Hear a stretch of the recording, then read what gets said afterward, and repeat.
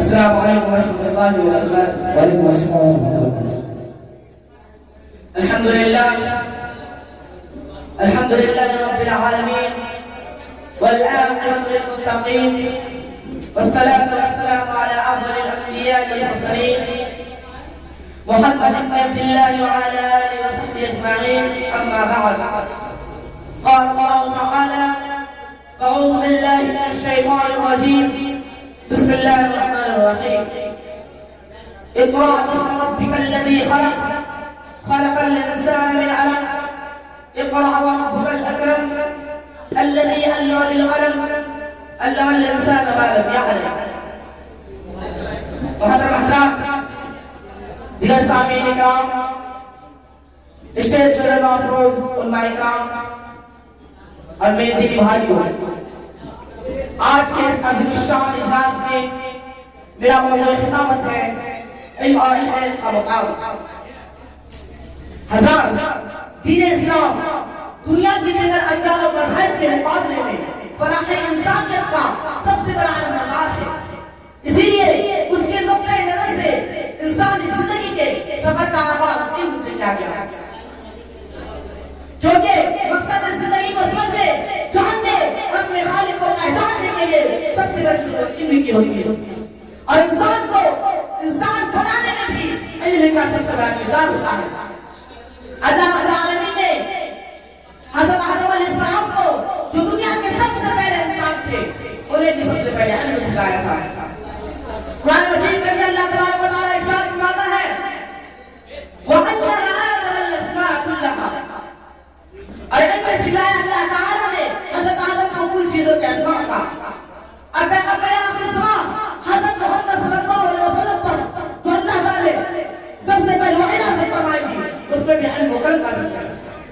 ارشاد باری تعالیٰ ہے: اقرأ باسم ربک الذی خلق، خلق الانسان من علق، اقرأ وربک الاکرم الذی علم بالقلم، علم الانسان ما لم يعلم۔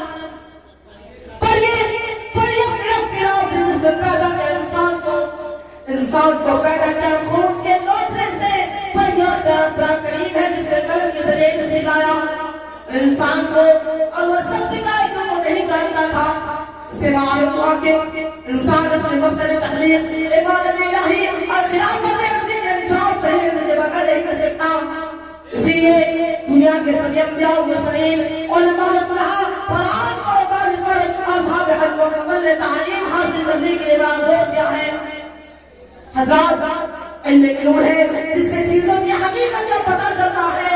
علم کے ذریعے حلال و حرام اور شر و شر میں تمیز ہوتی ہے، علم سے سیرت سنورتی ہے، علم سے خوف خدا اور اعتقاد توازن پیدا ہوتا ہے، علم سے اخلاق و کردار کو تمیز حاصل ہوتی ہے، علم سے نظم و نسق برقرار رکھنے میں مدد ملتی ہے، علم سے فکر و شعور کو اطلاع ملتی ہے، علم جہالت کو دور کرتا ہے اور انسان کو اس کی حقیقت سے آگاہ کرتا ہے اور اس کے درجات کو بلند کرتا ہے۔ میرے بھائی کو کسی شاعر سے کیا خوب کہا ہے کہ علم ایک نور ہے جو دل کو جلا دیتا ہے، علم ایک نور ہے جو دل کو جلا دیتا ہے، نقش باقی کی طرح چہرہ مٹا دیتا ہے، لذت عشق سے عالم کو منور کر کے، لذت عشق سے عالم کو منور کر کے آدمی اس میں انسان بنا دیتا ہے۔ میرے بھائی کو اللہ کے نبی صلی اللہ علیہ وسلم نے ارشاد فرمایا: طلب العلم فریضۃ علی کل مسلم، کیا علم حاصل کرنا ہم مسلمان فرض کرتے ہیں، اور جب ارشاد فرمایا تعلم الفرائض والقرآن والنبا، کہ تم میں سے کہ تم فرائض اور قرآن کریم کو سیکھو اور دوسروں کو سکھاؤ۔ آپ صلی اللہ علیہ وسلم نے جب ارشاد فرمایا خیرکم من تعلم القرآن والنبا، کہ تم میں سے سب سے بہتر وہ شخص ہے جو قرآن کو سیکھے اور دوسروں کو سکھائے۔ میرے بھائی کو اللہ کے نبی صلی اللہ علیہ وسلم نے ارشاد فرمایا کہ جو شخص علم کے جستجو میں کسی راستے پر چلا تو اللہ تعالیٰ اسے جنت کے راستے پر چلا دیتے ہیں، اور طالب علم سے خوش ہو کر فرشتے پر بٹھا دیتے ہیں۔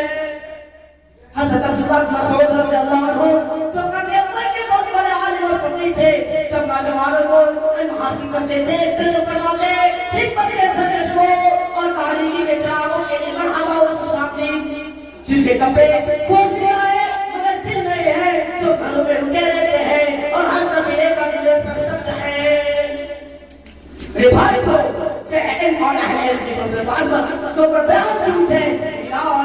توجہ اس سے بالکل برعکس ہے.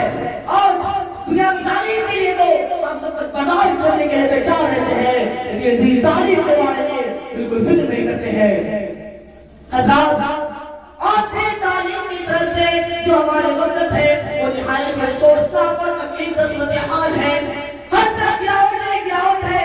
زندگی کا کوئی شعبہ نہیں جس میں اخلاقی قدریں زوال کا شکار نہ ہو. اسلامی قدریں پامال نہیں ہے اور ان کے ہزاروں نشانات کو تبر کی مٹتے جا رہی ہیں. مدنیت اپنی جڑیں مضبوط کرتی جا رہی ہے اور سب سے زیادہ افسوس بات ہے کہ ہم کو اپنی نقصان کی خبر اور سنو زیادہ کا بالکل احساس نہیں ہے. دینی تعلیم کی طرف سے جو ہماری غفلت اور بے توجہی ہے اس پر نسبت راست بہایا قائم ہے. در حقیقت مسلمانوں کی کامیابی کا راز قرآن تعلیمات کے اندر ہی مضمر ہے. اور معاشرے کے اندر قائم تمام قسم کے قائم کا خاتمہ اسلامی اقدار میں سدھار دینی تعلیم اور قرآن کے ذریعے نہیں ہو سکتا ہے. اس لیے میں کہتا ہوں کہ جسے فضول سمجھ کر بجھا دیا ہم نے, جسے فضول سمجھ کر بجھا دیا ہم نے, کوئی چراغ چلاؤ تو روشنی ہوگی.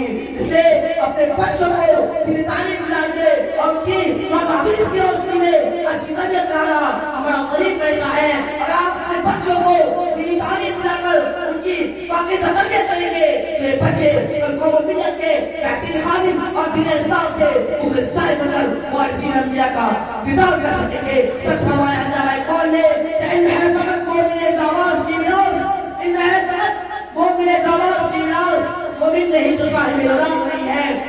وآخر دعوانا الحمدللہ رب العالمین. میں اپنے نجات مشین کے ساتھ اپنی تقریر کو ختم کر رہا ہوں کہ یاد رکھنا مجھے یاد آؤں گا میں, یاد رکھنا مجھے یاد آؤں گا میں, شاعری خواب میں پھر سناؤں گا میں, شاعری خواب میں پھر سناؤں گا میں. میں ہوں بچہ مجھے بس دعا دیجئے, میں ہوں بچہ مجھے بس دعا دیجئے.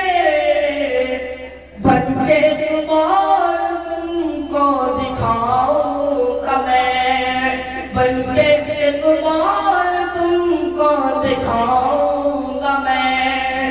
یاد رکھنا مجھے یاد آؤں گا میں. السلام علیکم ورحمۃ اللہ.